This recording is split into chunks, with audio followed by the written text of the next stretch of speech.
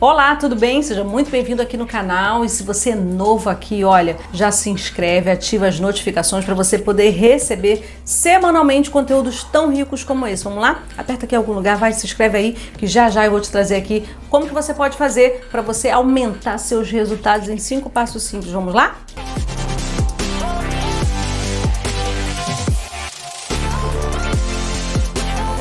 Uma premissa que é muito importante você considerar é que os resultados eles vão vir por meio das pessoas, certo? Então assim, cada vez mais as pessoas elas têm desempenhado uma função importante nas empresas, elas têm sido pilares muito importantes. Existiu aí na década passada, né, no século passado, em que os processos eles eram muito mais importantes. Não que hoje eles não sejam, eles também têm um valor, mas sem as pessoas a gente não consegue executar bons processos. Sem as pessoas, a gente não consegue desenvolver tecnologias e por aí vai. E quando a gente fala de gerenciar pessoas, tem gente que fica de cabelo em pé, né? Ih, rapaz. Tem gestores que muitas das vezes preferem... Mônica, olha, me dá aí 10, 20 processos que eu tenho que dar conta, me dá um orçamento milionário para poder dar lucro, mas não traga pessoas, porque eu tenho dificuldades. A verdade é que pessoas, é como eu sempre falo, não existe bula e não existe manual de instrução. Por isso que é tão importante cada vez mais você entender de gente, porque são essas pessoas que você vai conseguir mexer nos bons sentidos para poder gerar os resultados que você precisa. E no meio de todas essas dificuldades, muitos empresários ainda acreditam que a demissão é o melhor caminho para alguma situação, alguma dificuldade que se esteja tendo ali em relação aos indivíduos ali de uma equipe, de um time que talvez não esteja performando. Eu não sou contra a demissão de maneira nenhuma, né? Eu acho que quando a pessoa não está performando e ela já teve todas as oportunidades possíveis, deve-se sim tomar uma decisão, gerar um desligamento. Mas por trás de um desligamento, a gente sabe que tem todo um desdobrar. Existe aí um conhecimento instalado na pessoa que está indo embora, existe aí um valor financeiro, um valor monetário que a empresa vai ter que arcar para poder fazer a rescisão contratual e assim sucessivamente. Mas o fato é que pessoas, elas são fundamentais para fazer o seu negócio funcionar, para fazer o seu negócio girar. E no meio de tudo isso existe uma dicotomia, uma grande pergunta que se fala, que é o seguinte: afinal, gerir pessoas é responsabilidade do RH ou é responsabilidade do gestor que está no dia a dia? Assista aqui esse vídeo que você vai pegar esse passo a passo de como que você pode entender melhor qual que é o seu papel, qual é o papel do RH. Primeira coisa que você precisa entender é que quando a gente fala de recursos humanos, a gente não está falando necessariamente que os humanos, que as pessoas são recursos para a sua empresa. Não, não é isso. A questão é que as pessoas possuem recursos, né? Essas pessoas, elas têm experiência, elas têm o próprio tempo delas na agenda, elas têm expertise, elas têm competências, elas têm habilidade. E o que é gerir esse recurso humano? É gerir tudo isso que essas pessoas têm em prol da instituição, em prol do seu negócio. É isso que é recursos humanos. E existe aí um falso entendimento, né, de que recursos humanos é porque as pessoas são recursos, não necessariamente, mas o que elas trazem de recurso é que precisa ser transformado e administrado para gerar resultados na empresa. Então essa é a primeira premissa que você precisa entender. Outra premissa que você tem que entender é que o RH tem um papel fundamental e o gestor tem um papel fundamental. O RH, ele precisa prover soluções com ferramentas, políticas, práticas, para quê?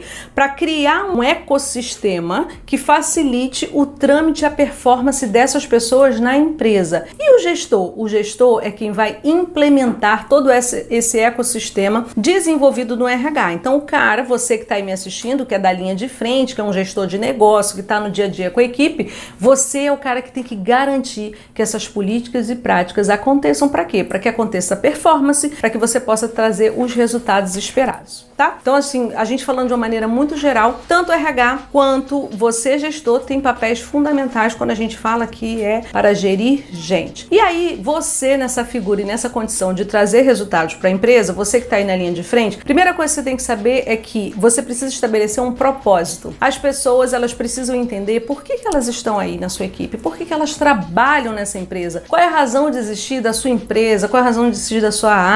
Você precisa dizer isso para as pessoas. Elas contribuem com o quê? Então vamos supor, se você hoje está numa empresa que é uma central de atendimento, você não é simplesmente uma empresa de atendimento. O que está por trás da empresa de vocês? O que vocês levam de experiência? Qual é a proposta de valor que vocês entregam para a sociedade e para o cliente de vocês? Isso precisa estar muito claro na cabeça de todos os seus funcionários, na mentalidade dos seus funcionários, no entendimento dos seus funcionários, funcionários para quê? Para que todas as decisões, todas as ações, atividades e processos que precisam ser geridos sejam e aconteçam na proporção desse propósito se materializar. Tem gente que me pergunta assim: Mônica, como que eu faço para tirar o máximo da minha equipe? Eu falo, meu Deus, o que você quer fazer? Quer abrir o cara e virar ele do avesso, para tirar o máximo dele? O segundo item que você tem que fazer, para você ter mais resultados, é você criar condições para que as pessoas queiram estar ali, né? É muito ruim a pessoa estar num ambiente de trabalho em que ela não quer estar. E nós, gestores, você, líder principalmente, você tem esse papel, essa missão de criar condições para que as pessoas queiram estar ali nesse ambiente, né? E essas condições passam não só por condições físicas, mas também do próprio clima, do próprio ambiente de trabalho, criar um ambiente que seja colaborativo, que seja voltado para resultado, em que as pessoas sintam orgulho de estar ali. O terceiro ponto, que é bastante importante também, é você definir uma estrutura para sua equipe, né? A equipe, ela precisa entender quem faz o quê, qual é o papel de cada um ali. E quando você não define bem esses papéis, as atividades ficam sobrepostas. Atividades sobrepostas, estamos falando de retrabalho. E se a gente fala de retrabalho, estamos falando de menos faturamento, mais despesa, consequentemente, menos lucro,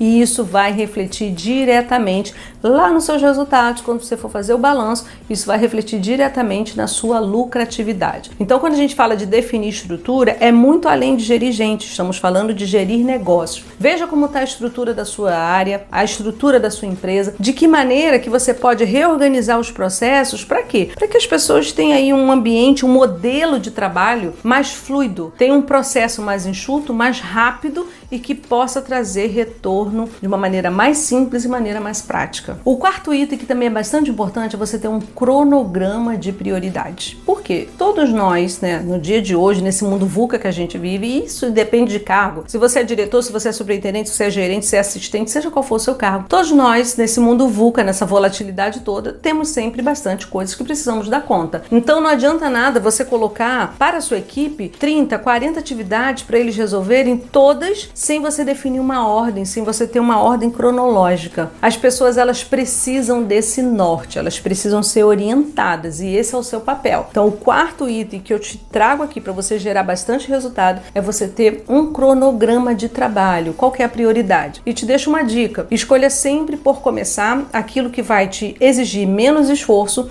e vai te trazer mais resultado a curto tempo. É isso que vai fazer você alavancar resultado. Sempre priorize 3 ações que você vai conseguir realizar em menos tempo, mas em contrapartida vai te trazer mais resultado. O quinto passo, que também é bem importante, é você considerar e identificar quais são os encerramentos dos ciclos. Mas, Mônica, o que é isso?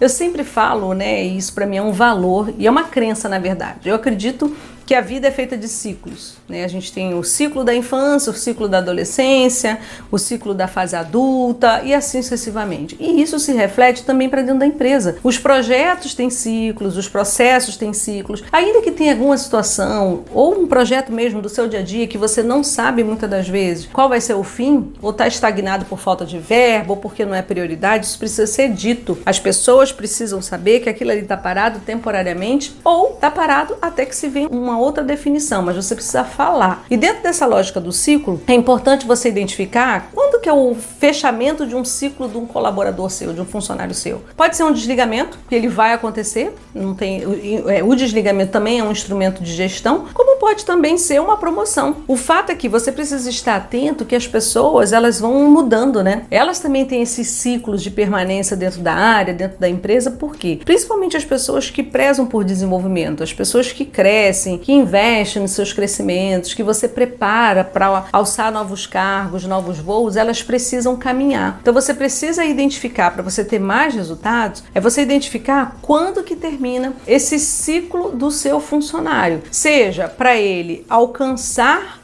né, assumir mais responsabilidade ali na área sua, né, que é onde ele já trabalha, seja para você promovê-lo para uma nova oportunidade, ou se for o caso de uma não performance, você já viu que não tem jeito, que não está conseguindo fazer virar a chave, seja uma promoção, porque eu chamo de promoção para o mercado, que é o caso do desligamento. O fato é que existe um ciclo para cada colaborador e é esse ciclo que você precisa estar atento para você identificar em que momento que esse funcionário está, para ele continuar trazendo o resultado que você sempre espera. Eu espero que esse vídeo tenha sido útil para você. Se você implementar esses 5 passos que eu trouxe, eu tenho certeza que você vai aumentar aí no mínimo 3 vezes mais os seus resultados. Eu te vejo numa próxima oportunidade. Até lá!